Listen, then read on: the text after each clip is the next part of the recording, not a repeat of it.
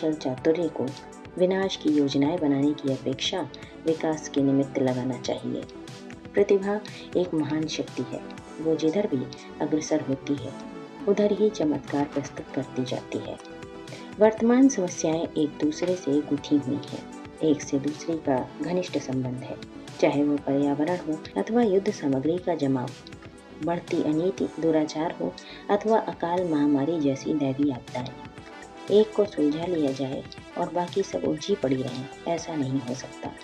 समाधान एक मुश्त खोजने पड़ेंगे और यदि इच्छा सच्ची है तो उनके हल निकल कर ही रहेंगे। शक्तियों में दो ही प्रमुख हैं, इन्हीं के माध्यम से कुछ बनता या बिगड़ता है। एक शस्त्र बल, धन बल, दूसरा बुद्धि बल, संगठन बल। पिछले बहुत समय से शस्त्र बल और धन बल के आधार पर मनुष्य को गिराया और अनुचित रीति से दबाया और जो मन में आया सो कराया जाता रहा है। यही दानवीय शक्ति है। अगले दिनों दैवी शक्ति को आगे आना है और बुद्धि बल तथा संगठन बल का प्रभाव अनुभव कराना है। सही दिशा में चलने पर यह दैवी सामर्थ्य क्या कुछ दिखा सकती है, इसकी अनुभूति सबको करानी है।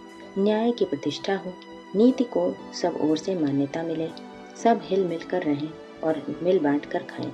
इस सिद्धांत को जन भावना द्वारा सच्चे मन से स्वीकारा जाएगा तो दिशा मिलेगी, उपाय सूझेंगे, नई योजनाएं बनेंगी, प्रयास चलेंगे और अंततः लक्ष्य तक पहुंचने का उपाय बन ही जाएगा। आत्मवत् सर्वभूतेषु और वसुधैव कुटुंबकम, ये दो ही सिद्धांत ऐसे हैं जिन्हें अपना लिए जाने के उपरांत तत्काल ये सूझ पड़ेगा कि इन दिनों किन अवांछनीयताओं को अपनाया गया है और उन्हें छोड़ने के लिए क्या साहस अपनाना पड़ेगा, किस स्तर का संघर्ष करना पड़ेगा। मनुष्य की सामर्थ्य अपार है। वो जिसे करने की यदि ठान ले और औचित्य के आधार पर अपना ले तो कोई कठिन कार्य ऐसा नहीं है जिसे पूरा न किया जा सके। अगले दिनों एक विश्व, एक भाषा, एक धर्म, एक संस्कृति का प्रावधान बनने जा रहा है। जाति, लिंग, वर्ण और धन के आधार पर बढ़ती जाने वाली विषमता का अंत समय अब निकट आ गया है।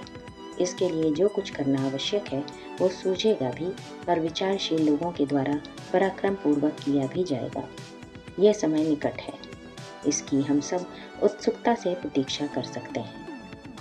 इसी के साथ यह अध्याय 21 यहीं समाप्त होता है। हमारी वसीयत और विरासत, पृष्ठ संख्या 163 से 177। आप सभी को अपना बहुमूल्य समय देने के लिए हृदय से आभार एवं अनगिनत धन्यवाद। सादर करें।